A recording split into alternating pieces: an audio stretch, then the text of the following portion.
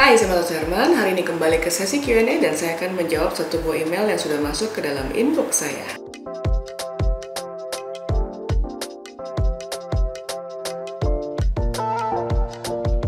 Makasih banyak buat teman-teman yang sudah kirim email ke martasuherman@gmail.com. Hari ini saya akan memilih satu buah email untuk dibahas. Hari ini emailnya mengenai pembahasan tentang lighting untuk sebuah foto produk. Dan email yang saya pilih adalah email dari Alviko Farah Soraya. Alamat emailnya adalah farasorayaalviko@gmail.com.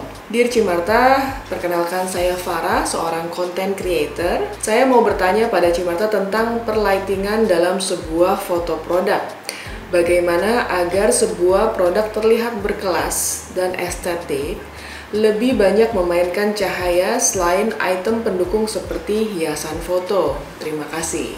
Sebelum masuk ke dalam pembahasan kali ini, saya ingin mengucapkan makasih banyak buat teman-teman yang sudah subscribe channel ini, dan buat teman-teman yang mungkin baru aja ketemu channel ini dan belum di-subscribe, jangan lupa di-subscribe sekarang karena setiap minggunya saya membahas tentang fotografi. Dan buat teman-teman juga yang menanyakan apakah ada jasa fotografi, videografi, ataupun social media management, silahkan kontak ke nomor di bawah ini, nanti akan dibantu oleh administrasi saya. Oke, nah di sini tentang lighting untuk sebuah foto produk. Nah, sebenarnya kalau aku mau bahas foto produk yang sifatnya komersial sekali dengan foto-foto produk yang mungkin sekarang banyak bertebaran di sosial media ya, sebagai konten yang sebenarnya sifatnya mungkin lebih ke lifestyle dari orang-orang yang menggunakan sosial media. Nah, di sini memang ada sedikit perbedaan ketika kita menghandling sebuah foto produk yang secara lighting itu proper dan bahkan bisa dibilang sangat proper. Buat saya foto produk itu adalah foto yang paling sulit dibandingkan dengan foto-foto produk lainnya. Karena pertama, teman-teman harus mengerti tentang produk yang kita akan foto. Nah, kalau teman-teman mencari referensi untuk sebuah foto produk, teman-teman bisa coba lihat di satu website referensi aku ini, yaitu websitenya Brown Color. Di sana ada tips-tips foto produk dengan lighting serta aksesoris yang digunakan. Di sini otomatis ketika teman-teman memotret sebuah produk dengan teknik lighting yang istilahnya lebih advance dibandingkan kita menggunakan lighting yang sifatnya mungkin as a continuous light atau mungkin lighting yang bisa dibilang cuma satu lighting aja atau gimana, itu agak sulit untuk dijelaskan dalam satu buah session online seperti ini.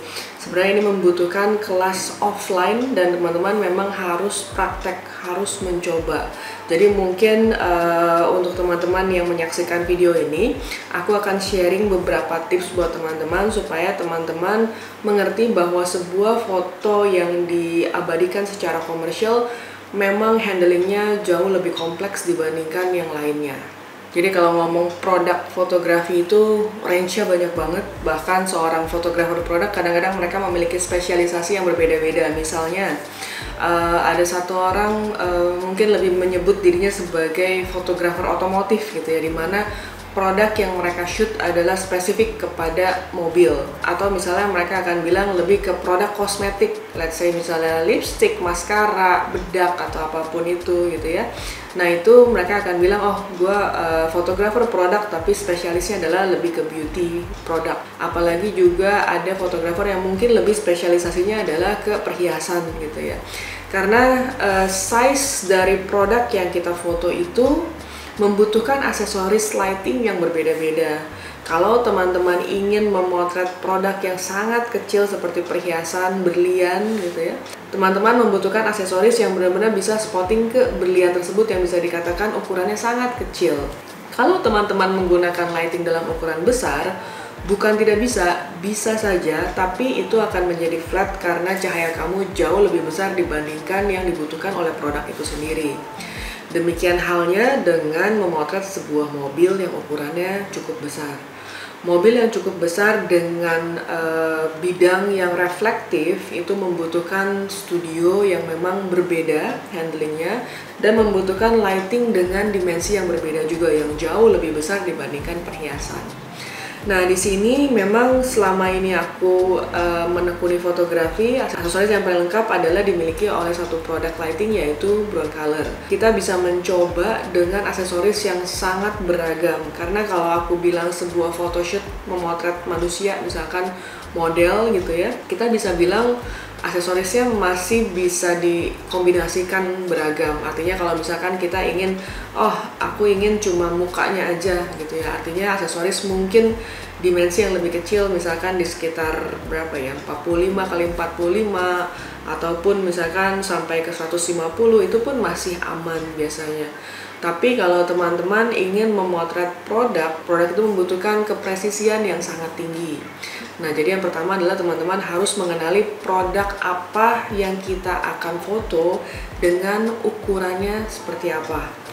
Dan yang kedua adalah aksesoris yang digunakan harus sesuai dengan produk yang kita akan shoot. Yang ketiga adalah mengenali permukaan dari produk yang kita akan foto. Permukaan artinya adalah teksturnya itu sendiri, kemudian juga apakah produk ini reflektif atau tidak gitu ya. Nah, ini pastinya akan membutuhkan treatment yang berbeda. Setelah itu poin keempat adalah kita harus menggunakan kamera dan lensa yang sesuai.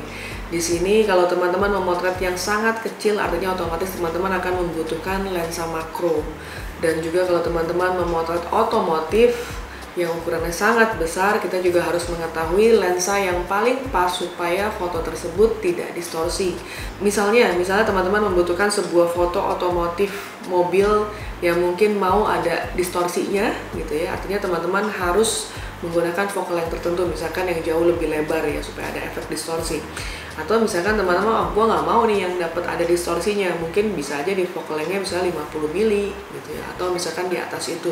Jadi kita harus tahu sebenarnya produk ini harus menggunakan focal length berapa. Dan balik lagi, kalau kita memotret sebuah produk, let's say misalnya seperti botol, itu pun angle menjadi salah satu faktor yang penting. Jadi setelah lensa dan kamera, poin berikutnya adalah mengenai angle. Kalau teman-teman memotret sebuah botol, kemudian diambil dari angle bawah ke atas, ada kalanya kita akan mendapatkan distorsi, di mana foto kita itu akan mengkerucut ke atas gitu ya. Nah, di sini makanya akan dibutuhkan sebuah lensa yang sesuai. Biasanya kita menggunakan perspektif control atau dikenal juga dengan tilt shift lens gitu ya. Di sini akan membuat perspektif lensa kamu akan kembali seperti normal. Dan kemudian di sini juga teman-teman akan membutuhkan aksesoris juga. Jadi sebenarnya kalau dibilang properti foto itu penting apa enggak, kembali ke konsep, tapi otomatis seprofesional apapun itu, sekomersial apapun looks-nya pasti akan membutuhkan properti. Nah, properti ini akan berbeda-beda. Misalnya kalau teman-teman ingin membutuhkan efek asap, atau misalkan pengen bikin seolah-olah ini seperti berada di atas permukaan air, nah otomatis teman-teman harus menyiapkan misalkan wadahnya dengan air gitu. Lalu kemudian kalau teman-teman ingin menampilkan juga dengan batu-batuan, dengan blok atau apapun itu, nah teman-teman pasti membutuhkan properti-properti pendukung untuk mendukung cerita yang kamu ingin sampaikan. Nah, kemudian pertanyaannya mungkin kadang-kadang teman-teman akan berpikir ya, kayak terus harganya sama nggak antara foto-foto yang lightingnya sekompleks ini, sifatnya seperti digital content gitu ya. Ini jadi kalau teman-teman di sini ingin memotret yang looks-nya komersial, kita kalau di industrinya kita sebutnya sebagai key visual. Dimana key visual ini pasti otomatis menjadi hero-nya dari campaign yang kita lakukan. Campaign marketing yang kita lakukan pasti membutuhkan beberapa visual-visual yang menjadi jagoannya gitu ya intinya. Nah, di sini harganya pasti berbeda dibandingkan dengan teman-teman yang membuat foto-foto ranahnya mungkin sebagai digital content gitu. Di sini digital content tujuannya untuk mendekatkan konten tersebut dengan audiens yang kita tuju. Jadi lebih relate dengan daily life-nya mereka. Nah, si produk-produk yang kita buat secara proper itu biasanya diproduksi oleh brand untuk image dari brand itu tersendiri. Jadi dalam marketing atau di industri kreatif itu sendiri biasanya ada banyak banget jenis-jenis foto tergantung dengan strateginya dari marketing brand tersebut. Jadi dia akan bilang, oh ini adalah hero campaign, ini adalah official produk yang kita tampilkan, dan ini mewakili dari image yang ingin dia tampilkan seperti apa. Kemudian ada lagi turunan-turunannya, yaitu misalkan konten-konten yang lebih ke daily life-nya, yang lebih digunakan oleh siapa, atau konten yang digunakan oleh influencer atau ambasadornya. Itu pasti akan berbeda-beda jenis kontennya. Jadi kalau di sini Farah seorang content creator, pasti akan paham ya, sebuah foto itu apakah seorang content creator itu perlu membuat konten se-komersial itu. Nah itu kembali ke masing-masing, itu biasanya lebih diproduce oleh brand itu sendiri instead of seorang content creator. Jadi menurut aku untuk membuat sebuah foto yang looks-nya sangat komersial itu butuh jam terbang juga, butuh aksesoris yang mendukung juga. Ini tanpa mengecilkan teman-teman yang mungkin baru belajar fotografi ya, karena fotografi produk buat aku itu yang paling kompleks dibandingkan fotografi lainnya secara teknik lighting itu sendiri.